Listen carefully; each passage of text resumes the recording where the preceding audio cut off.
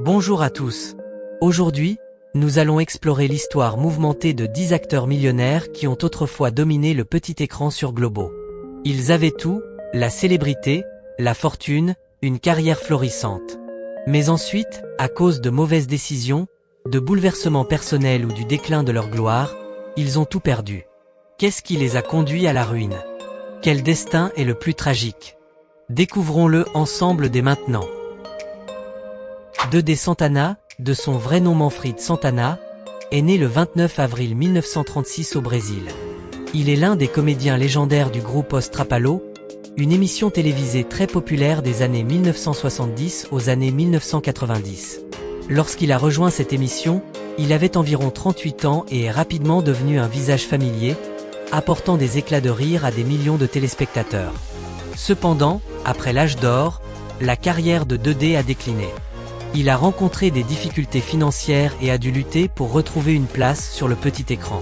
L'oubli du public, combiné au changement de l'industrie du divertissement, l'a empêché de conserver la gloire d'antan. Bien qu'il continue d'exercer son métier d'acteur, sa santé s'est affaiblie et il n'a plus la même prestance qu'autrefois. L'âge et la dureté du milieu du spectacle l'ont forcé à accepter une réalité amère. Les projecteurs ne lui appartiennent plus comme avant. Mario Gomes, né le 11 décembre 1952 à Rio de Janeiro, au Brésil, a été l'un des acteurs les plus en vue de la télévision brésilienne. Il est surtout connu pour son rôle d'Orlando Nando Cardoso dans le feuilleton à succès Guerra dos Sexos, 1983, alors qu'il avait environ 31 ans. La carrière de Mario a connu un essor fulgurant avec de nombreux rôles majeurs, mais elle a aussi été marquée par des turbulences. Il a été impliqué dans des scandales et des rumeurs infondées, ce qui a progressivement terni sa réputation. À mesure que l'industrie du divertissement évoluait, il a perdu son statut et n'était plus aussi sollicité qu'auparavant. Ces dernières années, il s'est tourné vers la vente de nourriture dans la rue pour subvenir à ses besoins, une image bien éloignée de la gloire d'antan. À 72 ans, bien qu'il apparaisse encore dans quelques petits projets artistiques, sa carrière n'est plus qu'une ombre de ce qu'elle était à son apogée, une preuve amère de la dureté du monde du spectacle. Giovanna Gold, née le 4 juin 1964 à Salvador, Bahia, au Brésil, est une actrice qui a marqué le petit écran. Son rôle le plus célèbre est celui de Zefa dans le feuilleton culte Pantanal, 1990, alors qu'elle n'avait que 26 ans. La carrière de Giovanna a connu une période de gloire, mais elle a rapidement été éclipsée par des visages plus jeunes.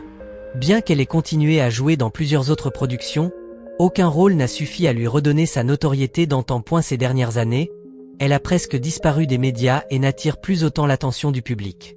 À 60 ans, Giovanna Gold fait face à l'oubli des spectateurs, une dure réalité du monde du divertissement.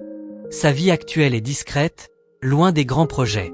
Autrefois une icône du petit écran, elle n'est désormais plus qu'un nom estompé dans la mémoire de ses fans.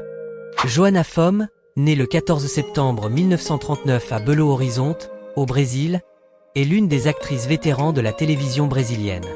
Elle est surtout connue pour son rôle de Perpétua dans le feuilleton à succès Tieta, 1989, alors qu'elle avait 50 ans. Ce personnage machiavélique lui a permis de devenir une véritable icône des telenovelas brésiliennes. Cependant, après son apogée, Joana a dû faire face à de nombreuses difficultés. Sa carrière a progressivement décliné lorsqu'elle a été atteinte d'un trouble du système nerveux autonome, affectant gravement sa santé et ses capacités d'actrice. De plus, l'âge et l'évolution du monde du divertissement l'ont empêchée de conserver son statut d'antan. Bien qu'elle ait tenté de revenir à l'écran, l'oubli du public était inévitable.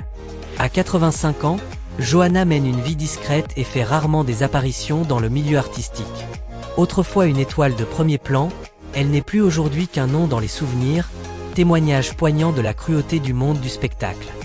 Roberto Bataglin, né le 4 novembre 1962 à Rio de Janeiro, au Brésil, était un acteur prometteur des années 1980 et 1990. Il est surtout connu pour son rôle dans le film Garota Dourada, 1983, alors qu'il n'avait que 21 ans. Doté d'un physique attrayant et d'un jeu d'acteur naturel, Roberto est rapidement devenu un visage familier du petit écran. Cependant, sa carrière n'a pas maintenu son élan sur le long terme. Après quelques rôles marquants, son nom a peu à peu été éclipsé par l'émergence de nouvelles générations d'acteurs. L'évolution de l'industrie du divertissement lui a progressivement fait perdre sa place, et les propositions de rôle se sont raréfiées. Sa vie privée a également été marquée par des épreuves, rendant son retour sur le devant de la scène encore plus difficile. Aujourd'hui, à 62 ans, Roberto s'est presque entièrement retiré du milieu artistique et n'apparaît plus ni au cinéma ni à la télévision. Autrefois étoile montante, il est désormais un nom tombé dans l'oubli, illustrant la dure réalité du monde du spectacle. Francisco Carvalho, né en 1951 dans l'état du Piauí, au Brésil, est un acteur ayant participé à de nombreux films et feuilletons, bien qu'il ait rarement tenu des rôles principaux. Il est surtout connu pour son rôle dans Espelho DH, 2004, alors qu'il avait environ 53 ans. Malgré un talent certain, la carrière de Francisco n'a jamais réellement décollé, et il a souvent été cantonné à des rôles secondaires, sans véritable reconnaissance du grand public. Avec l'âge, les opportunités de tournage se sont progressivement raréfiées. La dure loi du monde du spectacle l'a plongé dans l'ombre, et il n'a plus reçu d'offres significatives. Peu à peu, il s'est effacé des médias et n'a plus figuré dans de grands projets. Sa vie est devenue plus discrète, loin des feux de la rampe. Aujourd'hui, à 74 ans, Francisco Carvalho s'est quasiment retiré du métier, son nom sombrant peu à peu dans l'oubli, un exemple frappant de la rigueur impitoyable de l'industrie du divertissement. Marcos Winter, de son nom complet Marcos César Cimarelli Winter, est né le 31 août 1966 à São Paulo, au Brésil. Il est un acteur célèbre dans l'industrie du divertissement brésilienne. Il est surtout connu pour son rôle de Jovantino Neto dans la telenovela Pantanal, 1990, qu'il a interprété à l'âge de 24 ans. Ce rôle l'a propulsé au rang de star dans les années 1990. Cependant, après cette période de gloire, la carrière de Marcos a connu des hauts et des bas. Il a participé à plusieurs projets cinématographiques et télévisés, mais sans retrouver le même succès éclatant. La concurrence féroce dans le milieu du divertissement et l'émergence de nouveaux visages ont progressivement éclipsé sa notoriété. Aujourd'hui, à 58 ans, Marcos Winter apparaît rarement dans les médias et semble s'être retiré de la scène publique. Son parcours illustre la dure réalité de l'industrie du spectacle, où la gloire peut s'éteindre à tout moment. Eduardo Verastegui, né le 21 mai 1974 à Mantes, Tamaulipas, au Mexique, était un acteur prometteur dans le monde du cinéma. Il est surtout connu pour son rôle principal dans le film Bella, 2006, qu'il a interprété à l'âge de 32 ans. Ce film lui a permis de marquer les esprits du public et des critiques, mais malheureusement, sa carrière n'a pas su maintenir cette notoriété. Dans les années qui ont suivi, il a peu participé à des projets cinématographiques majeurs, préférant se consacrer à des activités sociales et religieuses. Ses opinions conservatrices et ses prises de position politiques controversées ont suscité des réactions mitigées, ternissant son image et affectant considérablement sa carrière dans l'industrie du divertissement. À 50 ans, Eduardo Verastegui n'apparaît pratiquement plus dans des productions cinématographiques importantes. Autrefois une étoile montante, il est désormais un nom presque oublié, illustrant parfaitement la brutalité du monde artistique où la gloire est souvent éphémère.